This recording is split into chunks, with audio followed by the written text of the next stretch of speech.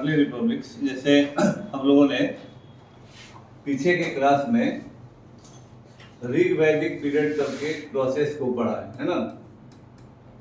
ऋग वैदिक पीरियड का क्या मतलब हुआ? 1500 से 1000 BC का समय है ना। 1500 से 1000 BC। उसमें हम लोगों ने पढ़ा था कि जो सभा है, समिति है,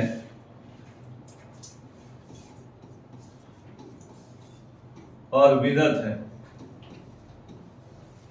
ये तीन संगठन है जो ऋग्वैदिक काल के सबसे इंपॉर्टेंट डेमोक्रेटिक इंस्टीट्यूशंस कहे जाते हैं, है ना। और इसमें सबसे पावरफुल है विदत। विदत में तीन काम हो रहा है: आपसी झगड़ों का निपटारा यानी लॉ एंड ऑर्डर,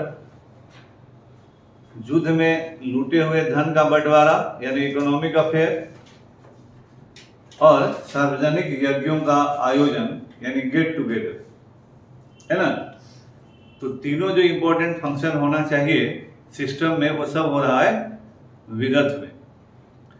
और समिति राजा को चुन रही है, यानी राजा इलेक्टेड हो रहा है। उस दरवाजा को सटाइए, उसे बेंच ला सटा दो, है ना। तो ये दोनों मिलकर राजा नामक इंस्टीट्यूशन का, या जो राजा है उसके वैल्यू को खत्म कर रहा है। जब वो चुना ही जा रहा है तो राजा का क्या वैल्यू है? वो तो हेरिडेटरी हो गया, हेरिडेटरी नहीं है। और जब सारा निर्णय विदत में हो रहा है तो राजा अकेले कुछ कर नहीं रहा है ना। तो जब तक आप निर्णय नहीं लीजिएगा आपका वैल्यू नहीं रहेगा। जैसे कैसे आपका वैल्यू नहीं है, आपका निर्णय आपके माई बाबू ले रहे हैं। तो अथॉरिटी कहाँ है? जो डिसीजन लेता है और जो आर्थिक शक्ति को नियंत्रित करता है ना, जो पैसा देगा। तो उसी तरह से धन का बंटवारा जब विदत करेगा, राजा के हाथ में है ही नहीं। आपसी झगड़ों का निपटारा विदत करेगा, राजा के अकेले हाथ में है ही नहीं। तो कौन जी का राजा? केवल झंडा लेके चलो, है ना। तो इस समय the institution of kingship has almost no authority, है ना, because every decisive authority rest with the vidatha and the king is himself elected by the samiti. तो इलेक्ट होना तो आपके मन पर तो है नहीं, जनता जो है जिसको इलेक्ट करे। तो इसीलिए और ऋग्वैदिक समाज ऐसा था नहीं कि राजा कुछ होगा। राजा या कोई भी इंस्टीट्यूशन कब डेवलप करता है? जब किसी को देने के लिए आदमी रखना है हमको, तो आदमी फ्री में तो नहीं रहेगा। तो आदमी को जो पैसा देंगे या सैलरी देंगे, तो सैलरी हमारा आएगा कहां से? राजा को इनकम होगा तब ना एक्सपेंडिचर होगा, या इनकम का ठिकाना नहीं, एक्सपेंडिचर कहाँ होगा? There is no taxation system in the Rigvedic period. There is only the institution of gift. Bali is gift in the Rigvedic period, याद रखिएगा। ये जो बलि शब्द है, ये ऋग्वैदिक काल में बलि का अर्थ है उपहार, गिफ्ट। और उत्तर वैदिक काल में इसका अर्थ हो जाएगा टैक्स, है ना। इस अर्थ शब्द का अर्थ समय के हिसाब से बदलता है। जब उपहार है तो उपहार तो आपके मन पर है ना। आप किसी को 5 रुपया लिफाफा में दे रहे हैं कि 500 रुपया, ये तो आपका मन है। अब लिफाफा खोलेगा तब ना जानेगा कि कितना पैसा है। And there is nothing compulsory there. Gift always means it is voluntary. लेकिन जैसे ही the word tax is used, जैसे ही कर शब्द हुआ, इट इज कंपल्सरी। कर नहीं देते हैं, टैक्स नहीं देते हैं, तुरंत छापा मारता है ईडी, इनकम टैक्स। टैक्स चोरी कर लिए। उपहार आप ना दिए तो थोड़े कोई आएगा करे हम तुरंत दिए थे उपहार, तुम हमको क्यों नहीं दे रहे उपहार? भले आपसे मन फुला लेगा, मुंह फुला लेगा कि हम तो दिए इसको 2000 का उपहार, हमको दे रहे हैं 200 का उपहार, है ना। इसीलिए गांव में जब न्योता पिहानी होता है तो जो कॉपी बना रहता है, जब न्योता जी है ना कॉपी पर लिखाएगा अमुक आदमी 200 रुपया, जब आपके यहाँ कुछ होगा तो आदमी कॉपियां निकालेगा, बोले देख तू वो आदमी कितना पैसा दिए थे हमको, आपको भी जाके उतने दे देगा, है ना। तो लेकिन फिर भी nobody can compel anybody for gift, तो गिफ्ट का मतलब है हुआ voluntary. The moment it is tax you will have to pay, it is compulsory. तो जब टैक्स होगा तभी आय सुनिश्चित हुआ, तब व्यय सुनिश्चित होगा। इसीलिए ऋग वैदिक काल में कोई अस्थायी ऑफिसर नहीं है, ठीक है ना। अब जब उत्तर वैदिक काल आया तो उत्तर वैदिक काल में हुआ क्या? उत्तर वैदिक काल में हमने बताया कि कृषि की शुरुआत हुई। तो आज ही आदमी चालाक नहीं होता है, आदमी पैदाइशी चालाक होता है अपने अपने सिस्टम के अनुसार। दुष्ट भी होता है, चालाक भी होता है ना, चोर टाइप का भी होता है, हर टाइप का आदमी जो है रहता ही रहता है, ठीक ना। तो कृषि का क्या मतलब होता है? कृषि is the source of regular income. खेती हम अगर कर दिए तो अनाज तो होबे करेगा, और खेती छोड़कर कोई नहीं भाग सकता है। जमीन हम अगर उपजाऊ बनाए हैं दैट विल स्टे देयर, जब तक वो बंद नहीं जाता है। तो आपका इनकम हुआ, धान अभी है तो धान होगा आपके घर में, लेकिन जमीन आपका है। तो जैसे बताया कि ऋग्वैदिक काल में पशु के लिए लड़ाई हो रहा है, क्योंकि पशु ही धन है। तो जो जिस पीरियड में धन होगा लड़ाई उसी के लिए होगी। तो ऋग्वैदिक काल में पशु के लिए लड़ाई हुई, उत्तर वैदिक काल में कृषि का महत्व हो गया तो अन्न धन हो गया। जैसे किसी पीरियड में कहा गया ना कि या अभी भी लोग इस्तेमाल करते हैं कि पशु ही धन है ना। तो अगर पशु धन है तो यही लुटाएगा, अगर अन्न धन है तब अन्न लुटाएगा, और अन्न के लिए सोर्स क्या है? जमीन। तो चोर जाएगा तो अन्न गांव घर में से ले जाएगा। पहले के जमाने में, अभी हाल तक क्या होता था कि फसलें काट के ले जाता था आपका अनाज, और क्या बोलते हैं उसको, घर के बाहर जो रहता है, नहीं मतलब जहां अनाज निकाला उकाला जाता है बाहर, खलिहान, वहीं से उठा के ले गया चोर, आया सब आदमी उठा के बोझा उझा सब ले गया, है ना। और माले लोग के लोग भक्पा माले ये सब जमीने पर लड़ झंडा गाड़ दिया। तो जमीन इस सिस्टम में सबसे इंपॉर्टेंट है, इसलिए लड़ाई जमीन के लिए होगी। तो जमीन हमारा जब आय का मुख्य साधन है और कोई हमारे जमीन को लूटेगा तो हमारा आय खत्म होगा।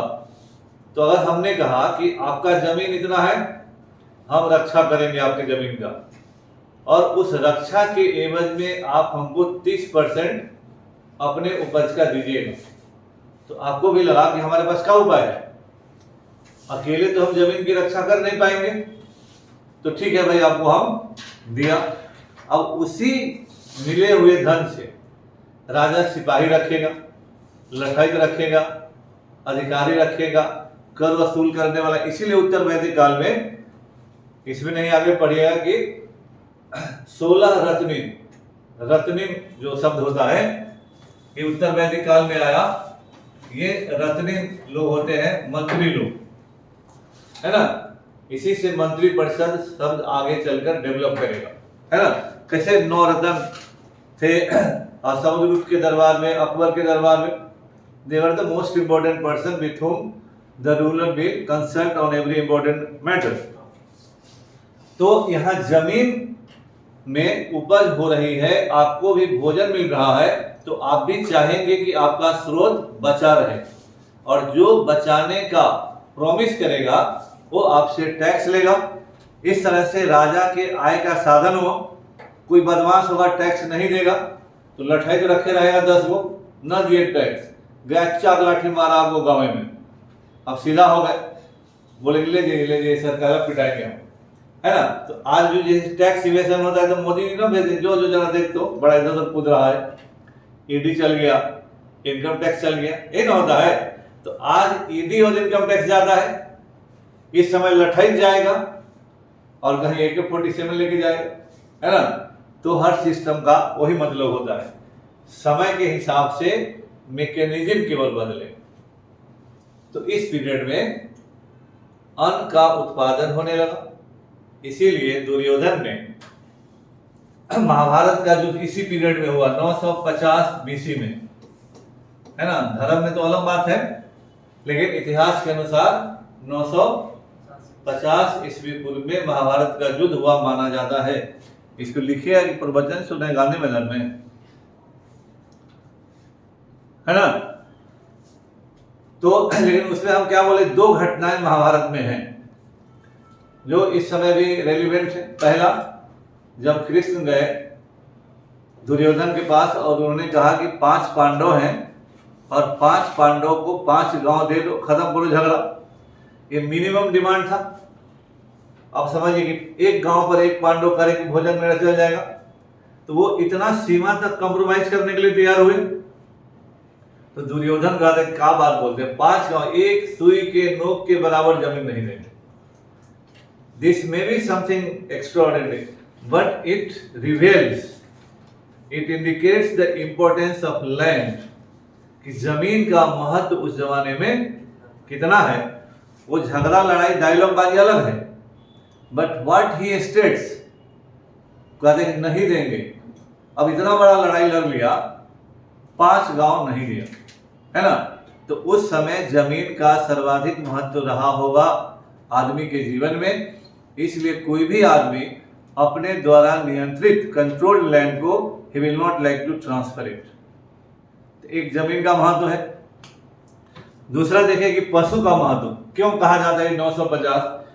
It is a period, it is a transitional period from Rigvedic काल टू लेटर वैदिक पीरियड, है ना। एक ट्रांजिशनल पीरियड है जब पांडव अज्ञातवास में है। तो कहीं से दुर्योधन को लगा कि विराट राज्य में ये लोग हैं, तो इन लोग क्या प्लानिंग किया। देखें हम लोग सीरियल वीरियल की नहीं, यो नहीं जानते, तब का हिंदू और मुस्लिम करते रहते हैं। तो प्लानिंग हुआ कि विराट राज्य की economy it is based on cattle power, यह पशुधन पर आधारित उसकी अर्थव्यवस्था है।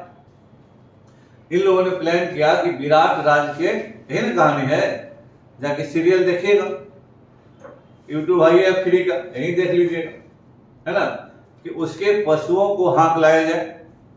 जब विराट राज्य के पशु को हाँकेंगे, यानी उसके इकोनॉमिक पावर को जब हम नष्ट करेंगे, तो गरीब से गरीब, कमजोर से कमजोर आदमी भी अपने आर्थिक शक्ति को बचाने का जी भर प्रयास करता है, मरे या जिए।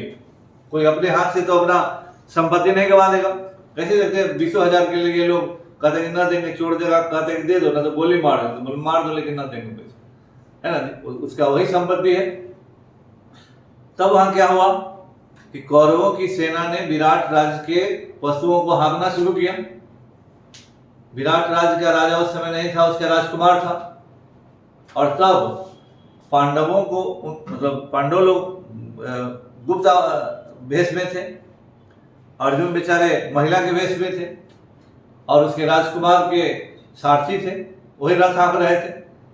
इधर उधर बोलियो रहा था, ये लोग पिटाइयों किए थे बार बिना मतलब का उधर, लेकिन उनको अज्ञातवास था, they did not have to reveal their identity, otherwise Duryodhan का कि फिर जाओ 14 साल, यही शर्त था।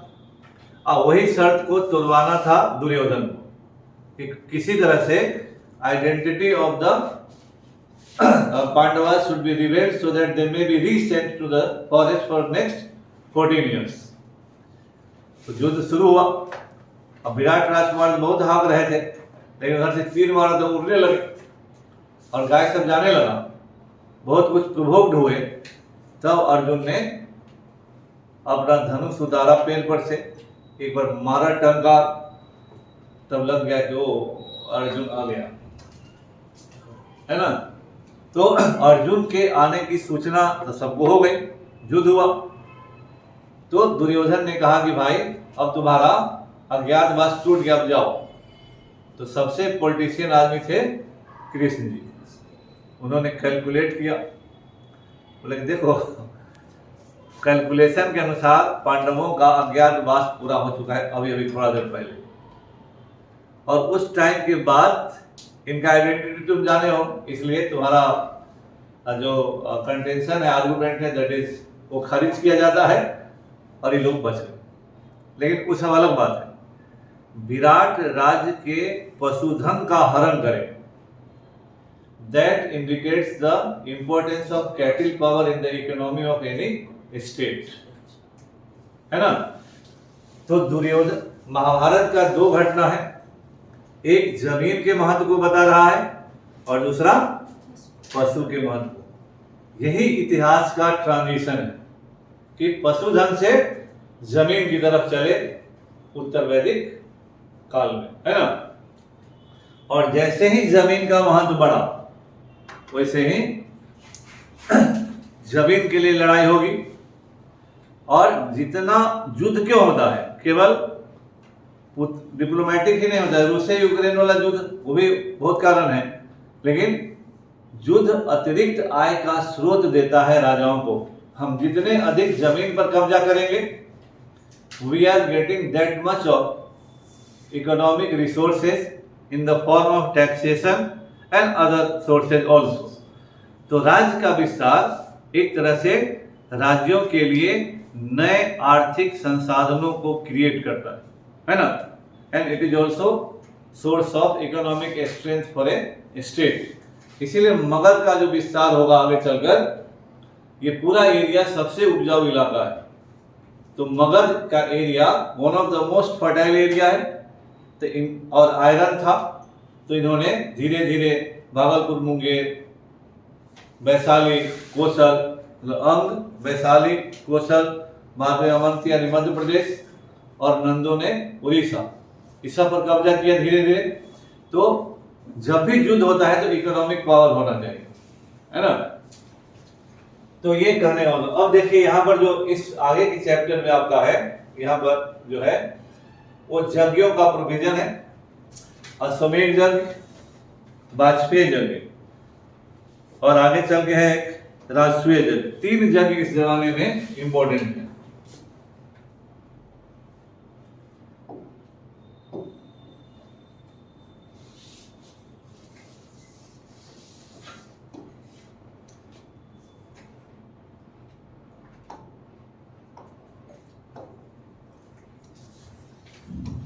है ना आपकी किताब में, अश्वमेध यज्ञ है, वाजपेयी यज्ञ है, और तीन यज्ञ होता है जनरली, ये बड़ा यज्ञ कहलाता है। वाजपेयी, अश्वमेध और एक राष्ट्रीय होता है। देखिए अश्वमेध यज्ञ जो है यह एक बड़ा राजा करता है। पहले इसमें देखिए क्या कर है, choosing leaders or rulers by voting is something that has become common during the last 50 years or so। मतलब कह रहे हैं कि अभी के समय में डेमोक्रेसी में through the election you are choosing, through voting you are choosing somebody. Modi ji को चुनिए चाहे नीतीश कुमार को चुनिए, है ना। How did men become rulers in the past? पहले कैसे राजा होते थे, शासक कैसे होते थे। Around 3000 years ago some men became recognized as raja by performing big sacrifices। बड़े यज्ञ करके ये लोग राजा के रूप में अपने को स्थापित करते थे। The Ashwamedh or the horse sacrifice was one such ritual। A horse was let loose to wander freely and it was guarded by the Raja's men। If the horse wandered into the kingdoms of other Raja and they stopped it, they had to fight। If they allowed the horse to pass, it meant that they accepted that the Raja who wanted to perform the sacrifice was stronger than them। These Rajas were then invited to the sacrifice, which was performed by specially trained priests who were rewarded with gifts। The Raja who organized the sacrifice was recognized as being very powerful, and all those who came brought gifts for him.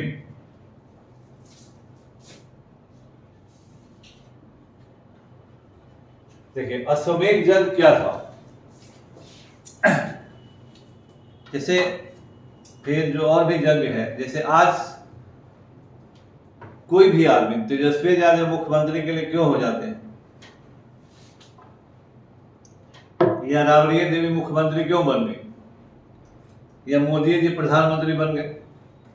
Because they faced a proper democratic process of election, their party fought the election, they got the majority in the parliament, we are in a parliamentary democracy.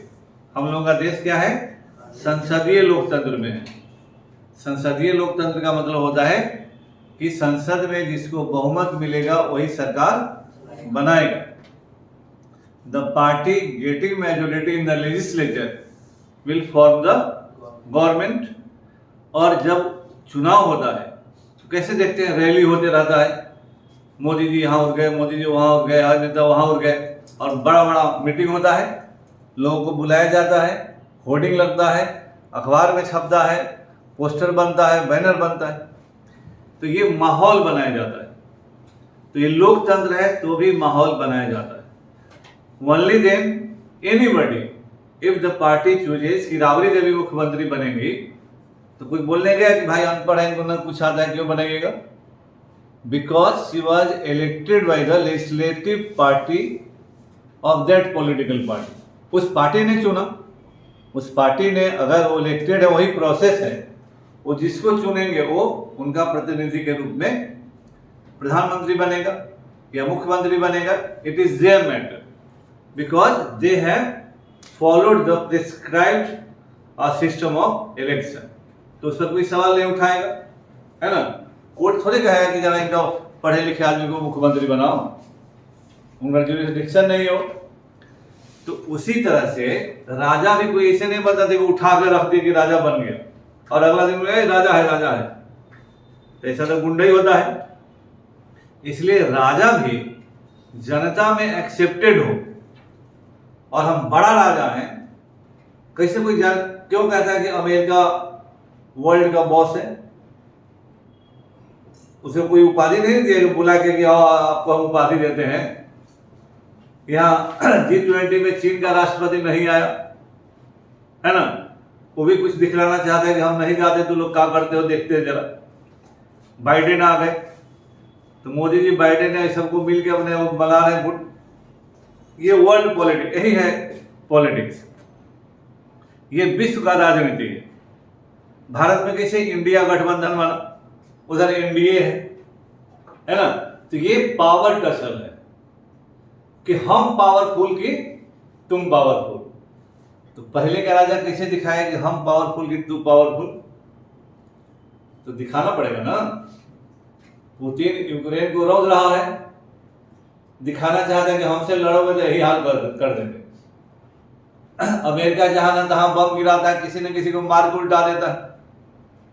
Pakistan में जाके Obama को मार दिया, India जाके मारता तो युद्ध हो जाता। कोई दूसरा देश अगर पाकिस्तान में घुस के मारता तो युद्ध होता ना। पाकिस्तान चिल्ला के अमेरिका को क्या कर लेगा? उनके राष्ट्रपति को भी उड़वा देगा, बोले फरियाओगे तो बड़ा आदमी से कौन फरियाएगा? जानते हैं कि अमेरिका 2 मिनट में उड़ा देगा। तो इसीलिए रंगदारी ऐसी चलता है ना? हर समय होता है ऐसा। अब जब उस काल में कोई राजा कहलाना चाहेगा कि हम सबसे पावरफुल आदमी हैं, तो पंडित जी लोगों ने उसको कहा कि तू अश्वमेध यज्ञ करो। अब इसमें क्या हुआ? यह दूसरे के राज्य पर कब्जा करने का एक धार्मिक तरीका है। अगर हम ऐसे गए और आपके घर पर कब्जा कर लिए तो कोनो कहेंगे बदमाश आदमी है ना? किसी के राज्य पर कब्जा कर लेंगे। और पुतिन को लोग बोलिए तो रहा है बाय दाएं, लेकिन इस जग कितना चालाकी भरा साम्राज्य विस्तार है। तो इसीलिए पंडित जी को सबसे बुद्धिमान व्यक्ति कहा गया, है ना? एक से एक ट्रिक निकालते हैं। अब अश्वमेध जब हुआ, घोड़ा का पूजा हुआ, और घोड़ा कहा कि दौड़ो, घोड़ा को दौड़ो। उसके पीछे पीछे एक सेना चली, अब घोड़ा दौड़ गया, अब पीछे पीछे आदमी तो वो दौड़बे करेगा, दौड़ते दौड़ते आपके राज्य में चल गया। अब मिस्टर ए के राज्य में गया। अब मिस्टर ए के पास 2 ही विकल्प है, इसमें 4 विकल्प नहीं। या तो घोड़ा पकड़ो, घोड़ा पकड़ने का मतलब युद्ध के लिए तैयार हो जाओ।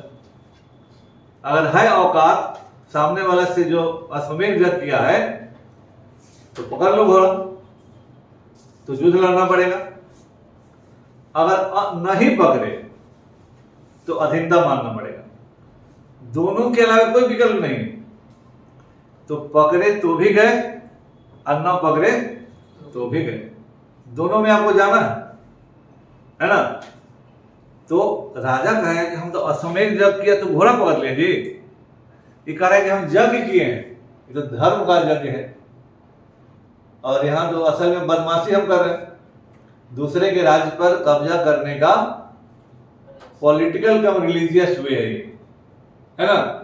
तो घोड़ा पकड़े तो गए और न पकड़े तो भी गए, दोनों हालत में आपको जाना है।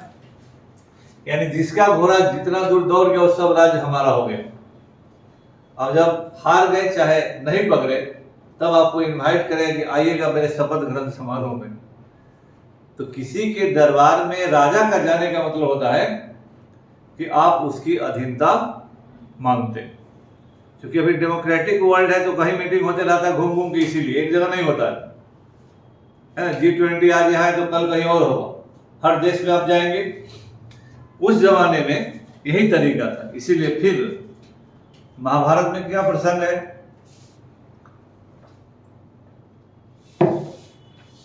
जब पांडवों ने कहा कि अश्वमेध यज्ञ करेंगे तो उनके चाणक्य एडवाइजर थे कृष्ण जी, बुलाया गया कि भाई यज्ञ होगा अश्वमेध यज्ञ। तो कृष्ण जी ने कहा कि भाई जब तक जरासंध जिंदा है अश्वमेध यज्ञ सफल ना होगा। घोड़ा धरबे करेगा और तुमको हरेबे करेगा। क्योंकि कृष्ण जी देखिए भगवान है, लेकिन यहाँ हम लोग पॉलिटिकल सेंस में बात कर रहे हैं। क्योंकि कृष्ण जी को मथुरा से जरासंध ने खदेड़ दिया था। जरासंध से लड़ाई नहीं ले पाए, इसीलिए कृष्ण मथुरा से चले गए द्वारिका, सीधे यूपी से चले गए गुजरात। मान लीजिए कि उनकी माया रही होगी, लेकिन अगर ह्यूमन बीइंग के रूप में माने तो जरासंध की ताकत से वो नहीं लड़ पाए और इसीलिए यहां से भाग गए, है ना। मतलब भगवान के नाते हम नहीं बोल रहे, हम ऐसे बोल रहे हैं। तो उनको पता था कि जरासंध कितना बड़ा ताकतवर आदमी है, और वो उसने प्रण किया था कि 100 राजाओं को हराएंगे, उनका बलि देंगे तो हम सब शक्तिशाली होंगे जो भी हो। और 80 से अधिक राजाओं को हरा के बंद किए हुए थे कारागार में। अब जो भी जिसके खिलाफ आपको बोलना होता है झूठ साच बोलते हैं हम। हो सकता है जरासंध के बारे में झूठे साच बोला जा रहा हो, मैं भी दे। तब क्या हुआ कि ये लोग प्लान किए कि जरासंध को हराए बिना, मारे बिना अश्वमेध यज्ञ सफल नहीं होगा और डायरेक्ट युद्ध में उसको हराना मुश्किल है। इसलिए भीम जी से बोले कि चलो और उसको मल्ल युद्ध के लिए ललकारो। तो कृष्ण जी और भीम दोनों आए। राजगीर जाइएगा तो जरासंध का अखाड़ा है ना। हम गए थे तो उसका एक रील यूट्यूब पर होगा कहीं ना कहीं या रील्स में मेरा, वहां का हम बनाए जरासंध का अखाड़ा भी और बिंबिसार का कारागार भी। 2 चीज का रील है। अभी अखाड़ा तो छोटा सा है, ऊपर है वो, मतलब बनाया हुआ होगा, वो ओरिजिनल नहीं लगता है, लेकिन लोग उसी को देखते हैं। जो सफारी बनाए हैं नीतीश जी, उसी के रास्ते में है थोड़ा सा आगे। तो खैर जो भी हो, तो जरासंध योद्धा था, वो तो मल्ल युद्ध नहीं करता था, लेकिन लड़ाका आदमी था। भीम ने उसे ललकारा कि मल्ल युद्ध करो हमसे, है ताकत। तो जो आदमी लड़ाकू होता है वो चैलेंज को स्वीकार करता है ना। स्वीकार किया, फिर भी जरासंध हार नहीं रहा था इनसे, भीम से। तो कृष्ण ने कहा कि मारो उसकी जंघा पर। बेचारा मार के तोड़ दी। तो जरासंध बोला कि ये कहे तो नियम का उल्लंघन है।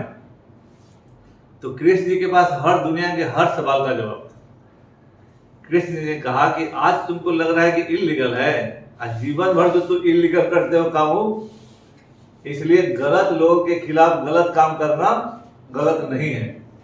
कृष्ण जी हर काम को जस्टिफाई करते थे, माधव थे वो तो, है ना।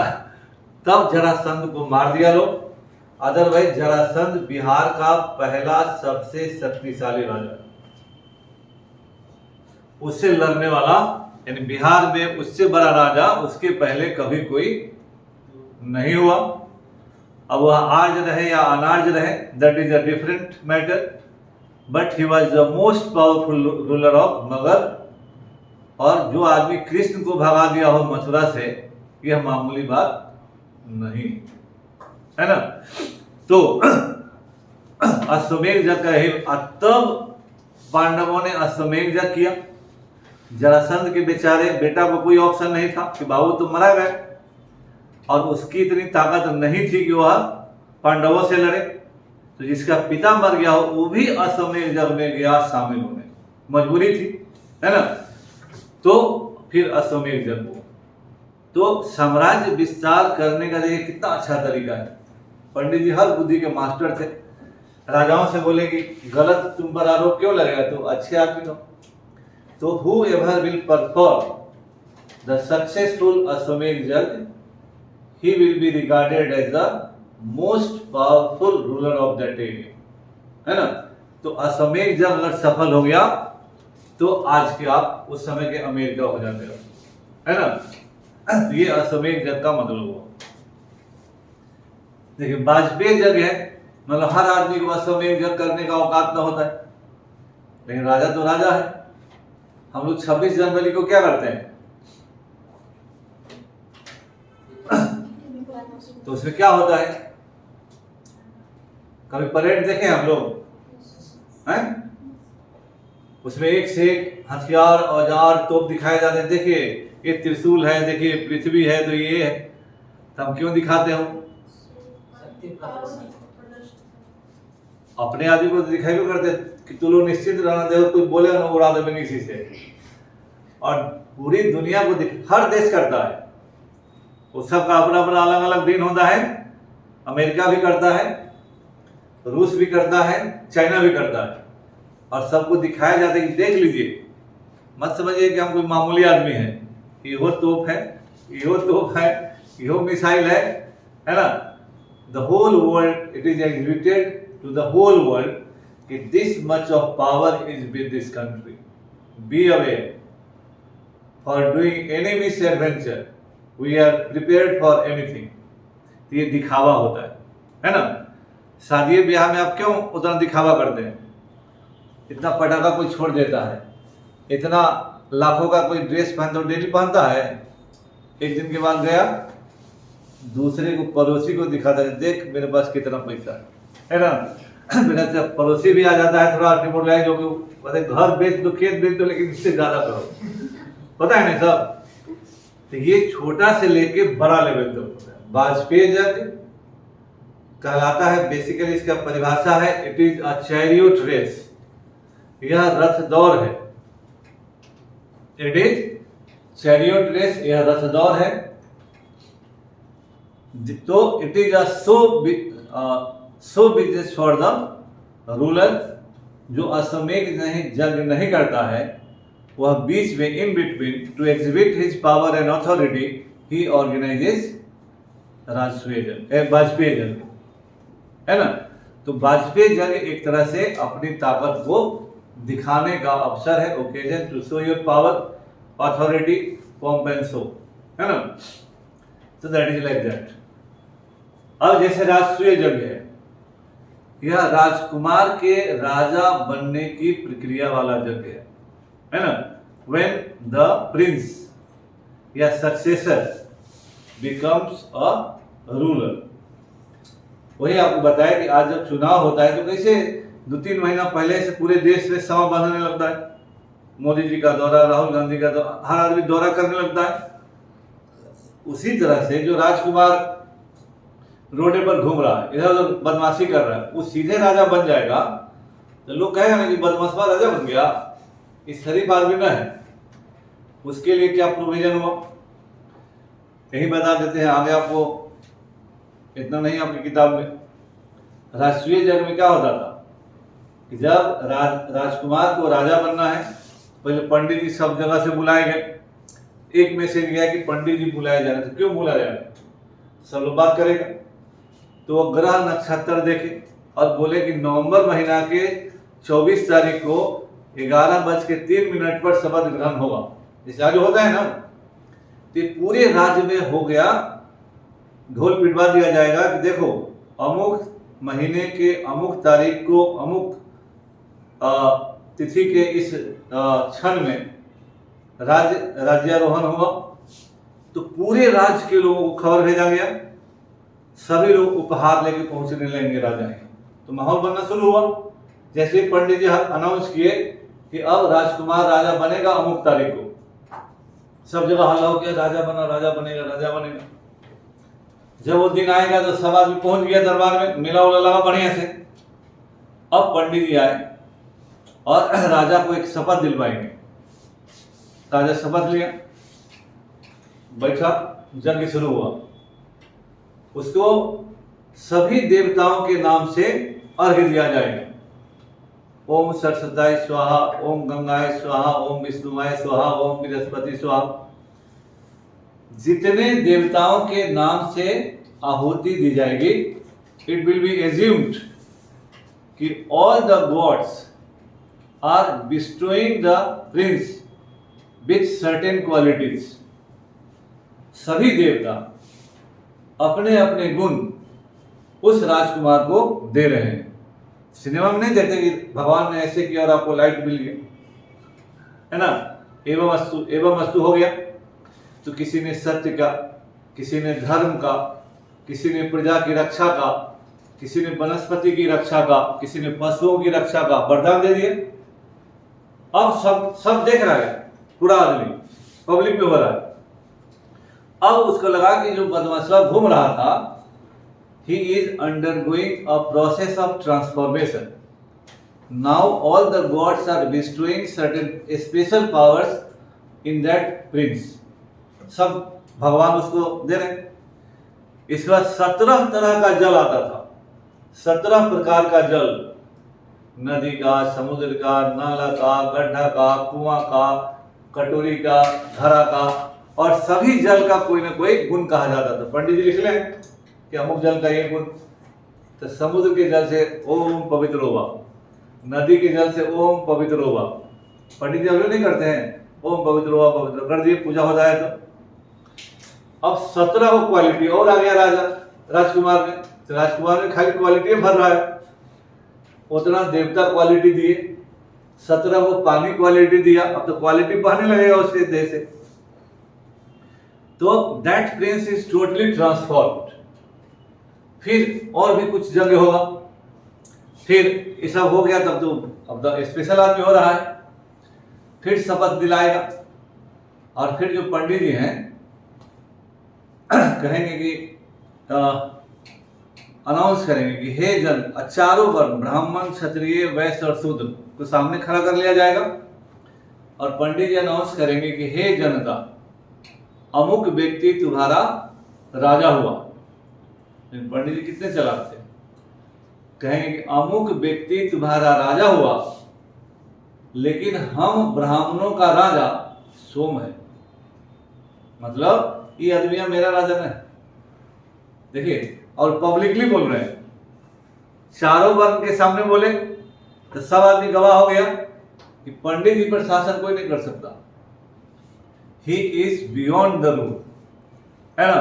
और ये शास्त्रों में लिखा हुआ है कि यही अनाउंसमेंट होगा। तो कोई ने ना कहा कि पंडित जी आप भी मेरे अधीन है। पंडित जी बोले याद है उस दिन क्या बोले थे जग में, अब भगवान का नाम इधर उधर करोगे पाप लगेगा, पंडित जी पर कुछ किए तो इतना ज्यादा उसके दिमाग में भर दिया जाएगा कि पंडित जी का कुछ भी गलत करोगे तो सीधे पाप के नरक के भागी होगे। राजा कभी पंडित जी के खिलाफ नहीं गया, भले पंडित जी राजा को श्राप देके नाश कर दिया, है ना। अब क्या होगा, लेकिन पंडित जी भी तो फेरा में कि राजा तो राजा है, मान लीजिए राजा पगला गया और पंडित जी को धुन दिया, तब क्या होगा? तो राजा, पंडित जी ने राजा को भी प्रिविलेज दिया कि वो डंडा लाए और राजा की पीठ पर ऐसे सटा दिए और कहा कि जनता लोग, राजा अदंडनीय हो गया। राजा को अपने भी प्रिविलेज ले लिए और राजा से भी कहे तू भी अब मस्त रहो, यू आर बियॉन्ड पनिशमेंट। हम मार देंगे डंडा जी, अब पंडित से बड़ा पनिशमेंट कौन देगा? जब पंडित जी पनिशमेंट दे दिए तो उसको कोई नहीं पनिशमेंट, तो राजा को भी अदंडनीय घोषित हो गए, है ना। और फिर राजा शपथ लिया कि हे प्रजा, मैं तुम्हारा क्षेम करूंगा, तुम्हारा भलाई करूंगा, मेरा सारा पुण्य, धर्म, पुण्य, आत्मा सब नष्ट हो जाए अगर मैं तुमसे द्रोह करूं, है ना। तो वाला शपथ लिया। राजा लोग बोले वाह राजा वाह, अब बैठो राजू, मर जाओ गद्दी पर बैठो। तो जिस तरह से आज चुनाव के द्वारा इतने दिखावा से इलेक्शन होता है, उससे कम दिखावा में राष्ट्रीय जंग नहीं होता था। पूरे राज्य की जनता को उतना दिन तक इन्वॉल्व रखा जाता था। जंग हो रहा है, जंग हो रहा है, कोई दूध लेके आ रहा है, कोई दही लेके कोई अनाज लेके, कोई फल लेके। अब राजा को उपहार नहीं दीजिएगा तो अगला दिन तो पूछेगा नहीं कि तू उपहार न दिया। इसीलिए कोई ऑफिसर बन जाइएगा, अब बड़ा ऑफिसर के यहाँ कुछ हुआ और आप छोटा ऑफिसर है और अगर आप ना दिए उपहार तो आपका ऐसा पोस्टिंग करेगा ना कि आप रोने लगेगा। इसीलिए बड़े बड़े अधिकारियों के यहाँ कुछ होता है तो सब आदमी बड़ा बड़ा उपहार ले जाता है कि इसी बहाने मेरा भी कल्याण हो जाए, ठीक ना। तो ये 3 जगह, तो इस तरह से देखिए सब प्रोसेस क्या हुआ कि authority of the institution of kingship was gradually established, और लोगों ने मानना शुरू किया कि राजा ही मेरा शासक है। नहीं तो किसी को शासक कोई क्यों मानेगा? बोले कि हम नहीं रहेंगे, तू ही रहेगा। तो एक बवंडर बना और उसी में फिर हेरेडिटरीशिप आया, क्योंकि ब्राह्मणों के लिए हेरेडिटरी राजा बेनिफिशियल था कि एक बार जब परंपरा बन गई तो मानता रहेगा। और राजा का बेटा अपने बाबू को देख रहा है शासन करते हुए, तो he will be getting certain practical experience through that period when he associated with his father.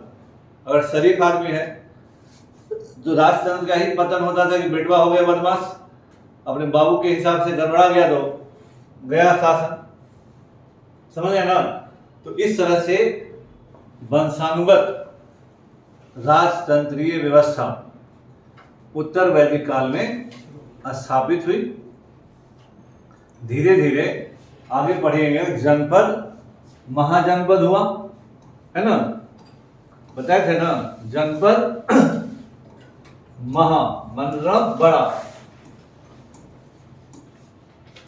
जन माने लोग, पद माने पैर, है ना।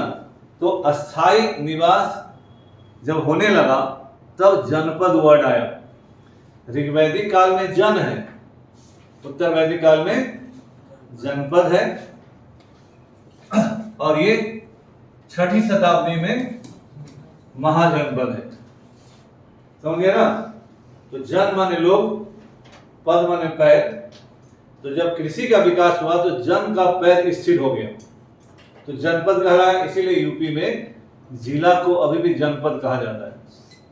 देखिएगा, बनारस जनपद, बलिया जनपद, गोरखपुर जनपद लिखा रहता है।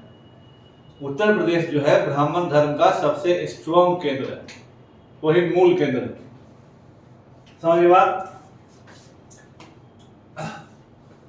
The Raja was central figure in these rituals. He often had a special seat, a throne, or a tiger skin. His charioteer, who was his companion in the battlefield, and सारथी कहलाया, जो charioteer था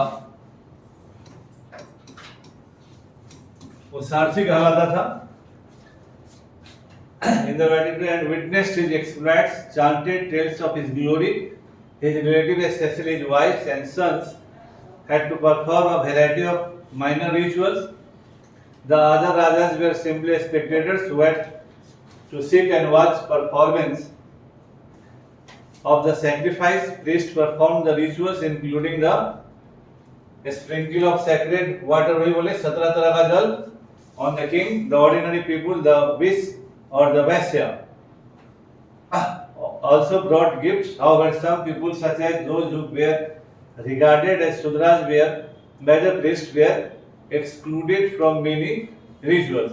यानी बहुत सारे रीति रिवाजों में शूद्र लोगों को शामिल नहीं किया जाता था, उन लोगों को साइड में रखा जाता था। अब आ गया वर्ण व्यवस्था।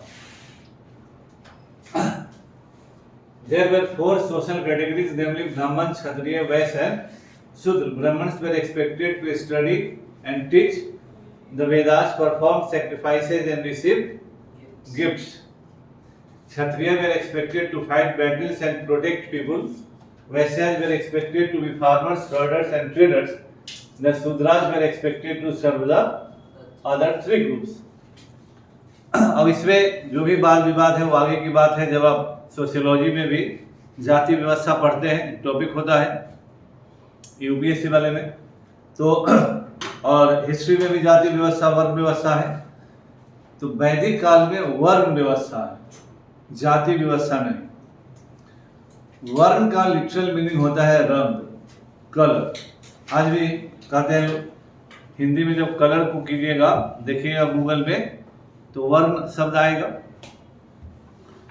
असल में जब आज जिस थियरी के अनुसार यह माना जाता है कि आर्यंस वेर आउटसाइडर्स या either Aryans came into India from outside, they were white people. Rigveda जो है उसमें अनार्यों के लिए जो शब्दों का इस्तेमाल किया गया है, तो अनार्यों को आर्यों ने ब्लैक कलर का कहा है, काला है, छोटा है, चपटी नाक वाले हैं, संस्कृत नहीं बोलते हैं, वैदिक यज्ञों का पालन नहीं करते हैं, वैदिक देवताओं को नहीं मानते हैं। These are many adjectives which are used in the Rig Veda for the non-Aryans and the other Vedas also, है ना। तो जो यहाँ वो लोग व्हाइट थे, गोरे लोग थे, तो रंग के आधार पर कि वो उधर हम इधर, क्योंकि प्रायः जब लोग उस तरह के समाज में रहते हैं तो they want to ensure their blood purity.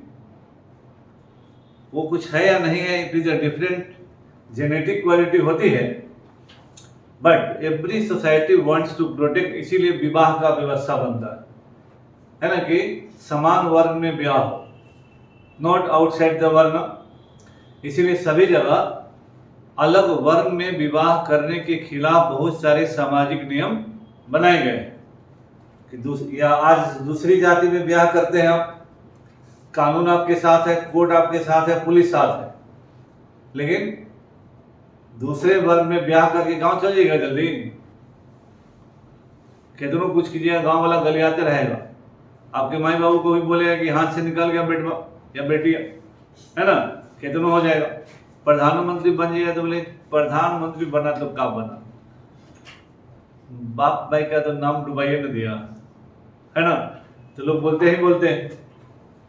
अच्छाई बुराई is a different cup of T, different explanation, but what is the social rituals, tradition and customs, उसके लिए कोई कानून नहीं बना हुआ है, उसके लिए कोई न्यायालय नहीं है। सारे सामाजिक कानूनों के खिलाफ सीआरपीसी, आईपीसी और संविधान है, लेकिन उन सामाजिक कानूनों को आज भी तोड़ने में लोगों को सबसे ज्यादा हिचक होती है। मर्डर में 302 जेल जाइएगा, फांसी मिलेगा तो वो लोग दाएं से मर्डर कर देते। लेकिन अगर इंटरकास्ट ब्याह करना है तो 1000 1 लाख बार सोचे करे कि न करे, करे कि न करे, और करे तो बाबू को बताए कि नहीं बताए, माई को बताए कि नहीं बताए, गांव जाए कि नहीं जाए, है ना। इसमें आप उतना सोचते हैं और मर्डर करने में नहीं सोचते, तुरंत उठा के मार दिए ठाई से। तो सामाजिक नियमों का क्या प्रभाव होता है, यही सब है। इसीलिए उत्तर वैदिक काल में ही नहीं, ऋग वैदिक काल में भी वर्ण है। ऋग्वेद के 10वें मंडल में, है ना, ऋग्वेद का 10वां मंडल 9वां सूक्त, जिसको कहा जाता है पुरुष सूक्त। इसको कहा जाता है ऋग्वेद का 10वां मंडल 909वां सूक्त। इसको कहा जाता है पुरुष सूक्त। इसमें पहली बार वर्ण की चर्चा है। Varna has been mention for the first time, but in the Rigveda it is functional.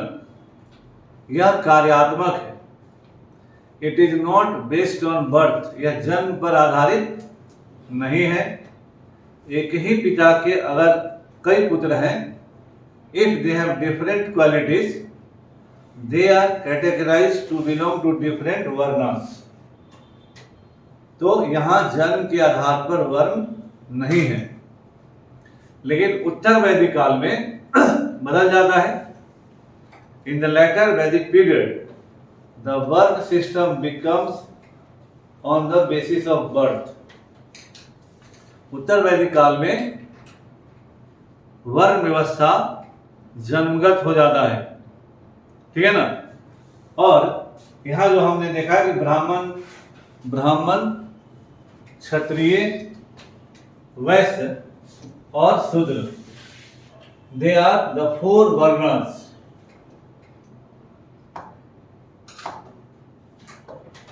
है ना, ब्राह्मण क्षत्रिय वैश्य एंड शूद्र, है ना।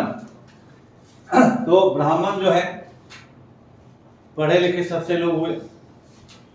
पढ़ना और पढ़ाना, यज्ञ करवाना और दान लेना इनका काम माना गया। देना नहीं, लेना, है ना। क्षत्रिय युद्ध करेंगे, आपकी रक्षा करेंगे, और वैश्य लोग व्यापार करेंगे, मतलब कृषि करेंगे, व्यापार करेंगे, और शूद्र लोग सेवा करेंगे। ये जो 2 वर्ग हुआ, यह कृषि नहीं कर रहा। They are not productive classes. वो खेती नहीं कर रहे हैं, लेकिन भोजन मारेंगे, है ना। आप बेचारा वैसे ही सब प्रोडक्टिव काम करेगा, कृषि यही करेगा, व्यापार यही करेगा, टैक्स भी यही देगा, कर भी यही देगा। तो पंडित जी और क्षत्रिय मिल गए आपस में कि हम मंत्र पढ़ेंगे, आप डंडा उठाइएगा और इन लोगों से वसूलेंगे। जो नहीं देगा उसको, क्षत्रियों को रक्षक कहा गया, ब्राह्मणों का भी। तो रक्षक का क्या मतलब हुआ? पंडित जी बोलेगी इतना दे रहा है दान, तुम्हारे 4 डंडा, पंडित जी को दान न देगा, अब बेचारा दान दिया, है ना। और पंडित जी क्षत्रियों के, राजा के गोदी मीडिया हुए। उस समय पंडित जी ही गोदी मीडिया थे राजा के लिए।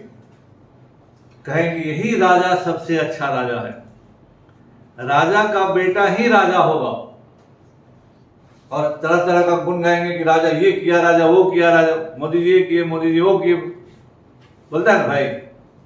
तो पंडित जी, द प्रीस्ट वेयर द गोदी media in the ancient period, they were advocates of the Kshatriyas. तो क्षत्रियों ने लोगों से कर वसूला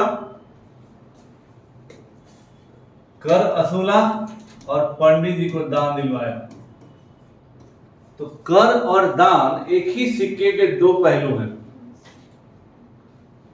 राजा ने जनता को कहा कि हम आपकी रक्षा करेंगे, in return you have to pay the tax. और पंडित जी राज्य, साम्राज्य, जनता की भलाई के लिए भगवान से प्रार्थना करते हैं, ही विल बी गेटिंग दान। कर न दीजिएगा तो पिटाइएगा, और दान न दीजिएगा तो पिटाइएगा, है ना। दोनों ने अपना काम दुरुस्त कर लिया और बैठकर खाए, मारपीट किए जो करना था। आगे चलकर राजा के पास क्या हुआ? कर आके धन आ गया। तो पंडित जी बहुत उपाय किए थे कि राजा के पास धन जमा हुआ तो राजा गड़बड़ा जाएगा, मेरे लिए भी खतरा हो जाएगा। तो राजसूय अश्वमेध या कोई भी यज्ञ करवा के राजा का जमा किया गया धन खर्च करवा दिए, तो मेरे पास धन नहीं रहेगा ज्यादा, तो हम ज्यादा इधर उधर नहीं कर पाएंगे। तो राजा को भी लगा कि पंडित जी तो बड़ा गड़बड़ कर रहे हैं, इस सब धन खर्चा हो जाएगा तो सेना कहां से बनेगी। यही पढ़िएगा वर्ल्ड हिस्ट्री में, जब 15वीं शताब्दी में भौगोलिक खोज हुआ, उससे पहले पोप पॉलिटिकल और रिलीजियस दोनों हेड होता था। पोप कह दिया कि राजा बनेंगे तो बनेगा, नहीं हटाओ इसको, तो हट जाएंगे। लेकिन भौगोलिक खोज, जब वाणिज्यिक क्रांति, मर्केंटिलिज्म, कमर्शियल रिवॉल्यूशन हुआ, तो राजा के पास धन आया, राजा ने सेना मजबूत किया, और राष्ट्र राज्यों का राइज ऑफ नेशन स्टेट्स एक टॉपिक होता है, तो राज्य बड़ा बना। अब राजा के पास धन और सेना दोनों है, तब पोप से कहा कि क्या हालचाल है, चुपचाप घरे रहिए ना तो आपको भी उल्टा देंगे। और जिस पोप का साम्राज्य पूरे यूरोप में था, उसको वेटिकन सिटी में सिमटा दिया। देख लीजिए, हर युग में at a different level history repeats. आज विश्व का सबसे छोटा देश कौन है? Vatican City. तो जिस पोप का साम्राज्य पूरे वर्ल्ड में हावी था, राजा की मजबूती ने उस पोप को वेटिकन सिटी में सिमटा दिया, है ना।